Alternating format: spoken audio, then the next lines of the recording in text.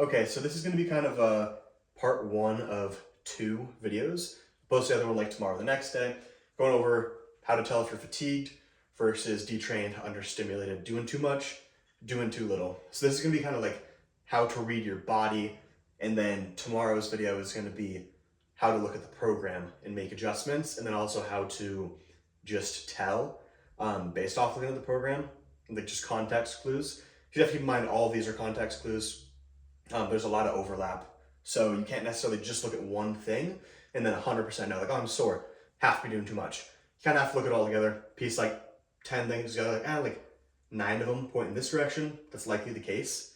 And then also tomorrow I'll give you some like real world examples and like actual like ranges that I would look into. So basically, first overlap. Obviously, there's gonna be a ton of overlap here. If you are not doing too much, you're doing too little. You're not perfectly just feeling the absolute best you can. Obviously, like things aren't going to be as fast as normal. They're not going to feel as explosive. Things might feel a little bit heavier, like obviously. But I'll give you this the best I can. It is going to depend a little bit person to person as well and system to system, but this should be very helpful.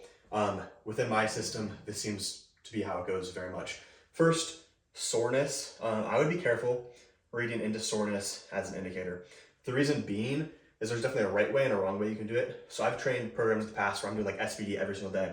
Tons of work, really high RPE, tons of accessories, just way too much. So much I'm not making any progress, I'm regressing, but I acclimated to it slowly, and so I wasn't sore at all, even though I was doing way too much. So that's definitely not something you can always look at. You can't be like, oh, I'm sore, I'm doing too much. Because imagine like the first day you start lifting, you get sore. Maybe you just started a new accessory. Maybe you did a higher RPE than normal or just whatever. So I wouldn't look at that too much. What I would look into it with is like if you've been doing the same program for a while and suddenly it's like new soreness, even though you're acclimated to that amount of work, or especially like your joints, even just for like injury's sake, if you have something, obviously pull back. But if it's like your joints and everything, especially like even just like on triceps, like it's pretty common, like I'm doing push downs and my elbows are starting to hurt. That's a pretty big sign that pulling back a little bit might help your triceps recover a little bit, make a little bit better progress. But it is going to be pretty person to person dependent. A lot of the times once you figure out like your fatigue patterns, you can kind of like, oh, when I'm doing a little bit too much, my elbows really hurt on push downs, or when I'm doing a little bit too much squat, maybe like, especially if you're a bigger lifter, your elbows start hurting on those, getting your low bar position or whatever. And then obviously, even with that, there's ways to like, maybe one day you start doing SSB, you don't have that problem anymore. So it is going to change a lot. That's why soreness is kind of tough. But what I look for more so is like, are your muscles tender? So a lot of times, like if I have a squat day on a Friday and a Monday, and the Friday is my primary, I come on the primary, and it's not going that well, but I start to notice like before the session, I'll like flex my quad, just standing there, flex my quad, it feels like tender. Because after a while, they're not necessarily getting sore as you're used to it, but you can just flex it. Like, yeah, it feels like a little bit tender, not 100% recovered. That's the kind of stuff I like to go off more. And obviously, if it feels tender and you're making good progress, awesome. There's the opposite of that too, where you can actually feel like flat. And feeling like something you flex your muscles a lot of the time when you're making the best progress is going to happen.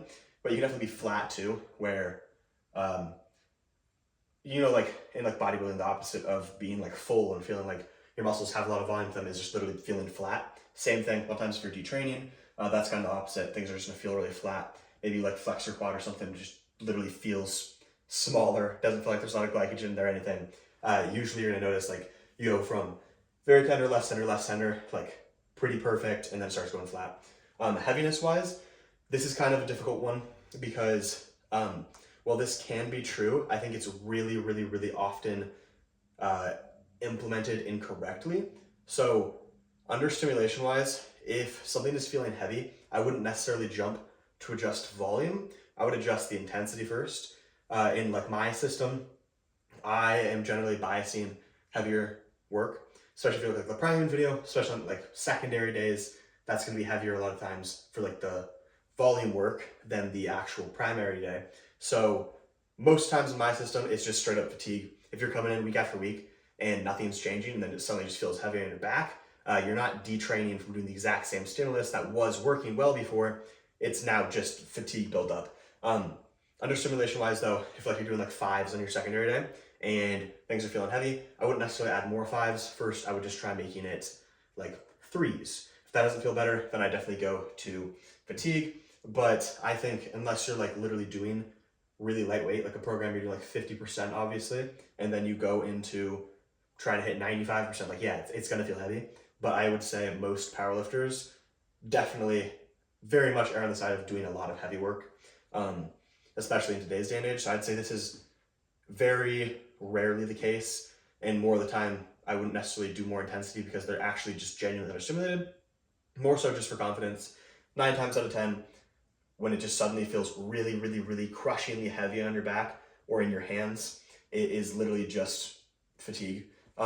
Deadlifts can be similar. Things can feel heavy in your hands, kind of like you're like disconnected with the bar a little bit, like you pull off the ground, it's like pulling you forward. But especially if you're not normally a slow puller off the ground, or even if you are, things just start moving slower off the ground suddenly.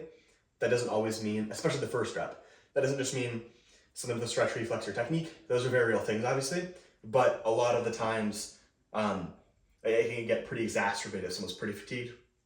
Like you'll have someone doing a set of 3, and the first rep up to their knees and off the ground especially is like pretty slow, and they get much more pop after that. But normally that first rep is much faster for that lifter.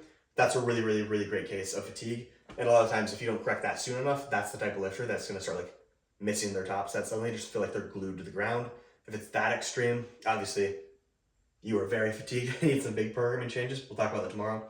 Along with that, things are gonna feel more grindy. So obviously your top end is not gonna be perfect when you're fatigued or understimulated, but as you get more fatigued, your top end is gonna start to get suppressed. So you might be able to do like a set of 10, the first like rep, the first like on squat, the first like 3 reps are pretty difficult, but you can just like keep grinding them out and keep grinding them out, and things just don't feel good. You try to, it's like maybe you hit a 10 rep max PR if you're not ultra fatigued, but it feels really slow. But if you were to, for like a 3 rep max, you wouldn't hit it. That is gonna be the case for understimulation as well, but whenever it feels like extremely grindy, typically that's gonna be fatigued. Your top end's definitely gonna be suppressed if you're actually like detraining, of course, as well, but it's gonna feel more just like you're just genuinely weaker. Obviously, if you're detraining severely, you're just literally getting weaker. Versus fatigued is the strength is still there, it's just masked. Understimulation wise, well, not gonna feel as explosive. So like things might feel kind of foreign in your hands, but not necessarily heavy. Especially if you're like hyped up, like you're on racket, pushing off your chest. Just don't feel like you have that like pop off your chest. From the bottom of the squat, you don't feel like you have like just a bounce out of the hole. And deadlift, like I said, it's gonna feel slow off the ground if you're fatigued. Understimulation wise, generally it's gonna feel a little bit smoother off the ground, but then after that, you're just not gonna feel really like snappy. And as you go up in weight, personally for me, when I'm understimulated, things just kind of feel the same as I add weight. Like I'll do like 3 reps and 4 reps and 5 reps. I'm just like in my head, kind of not super confident, like maybe I'll add some weight, this next one might not move, but like the 5 reps move similar to the 4, which move similar to the 3, and my top end is there compared to being very fatigued, even if it just doesn't necessarily feel like it. But yeah, technique's gonna feel very foreign. Technique is also not gonna feel super great, obviously, if you're very fatigued. That's really important. I don't think people realize that a lot. However, I wouldn't read into this too much. It can be very difficult to grasp the differences in feeling fatigued versus understimulated with your technique. But as you get more advanced and just like pay attention to this, you're gonna realize like fatigue usually feels more like clunky versus feeling more foreign. So how to articulate that better, I guess, is a lot of times when you're fatigued, you're gonna be compensating. So if you're understimulated, your technique, like you're just a smaller, weaker version of yourself, your technique is just gonna feel a little bit weird, like you haven't done it in a while, obviously, right? Versus the compensation would be like, normally you're a really upright squatter, but now your quads are so fatigued that you're getting bent over more in the squat, and that's like the compensation I'm talking about. Or maybe you feel like you need to flare your elbows more or less on bench, or maybe a stronger position feels normal, or feels stronger.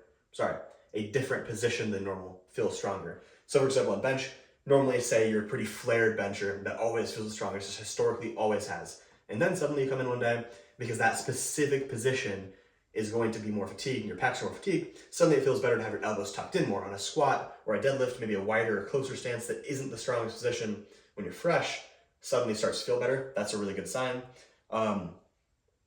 Or like you start rounding more on a deadlift. Normally really flat back puller, start rounding more. Those are all great examples of compensation. Whereas when things just feel foreign, you're pulling pretty normally, your technique just isn't super crisp, right? I think that's pretty much all of these. Only last point is this kind of, I wouldn't read into this too much as well, because for early on, if you're making programming decisions based off of this, it's going to be very difficult. But I would pay attention to this, and then as you get more experience, you start noticing, like you start making programming adjustments, go, that went well, this is how I felt, then eventually you can use that as data going forward to continue to make the right decisions. But I would describe fatigue more so comes from the body, understimulated comes from the bar, especially if you're detraining. So it makes a lot of sense, right? Like your body is fatigued versus you're just weaker, so the bar is just feels heavier. And by heavier, I just mean like is more difficult for you to move. You're weaker now, not genuinely feeling heavier in your hands or on your back. The way I like to think of this is imagine, this is the feeling. If you're just ultra fatigued, imagine you're going up to deadlift, you're standing above the bar, you're just cripplingly sore. Your back, your legs, just everything. You're going on the bar, your body feels bad, you're picking it up, and it feels like there's some like resistance off the ground, but like you're just super, super, super sore everywhere. Imagine that. You're just totally beat versus you feel really fresh going up to the bar. In this one, like the weight is the same, your body is just super cooked. And obviously, I'm not necessarily saying that just to go off the soreness feature, but I think that gives you a pretty good indication of how you can imagine it versus going up to the bar, you feel super fresh, maybe even your technique feels really good that day, but just literally when you're pulling the bar, it's just not moving as fast. It kind of indicates where the issue is coming from. Like I said, again, fatigue is coming from the body versus your body's fine, it's just the bar is not going to move as well as normal. I will have the next video out tomorrow probably, or at latest the next day, but hope you enjoyed.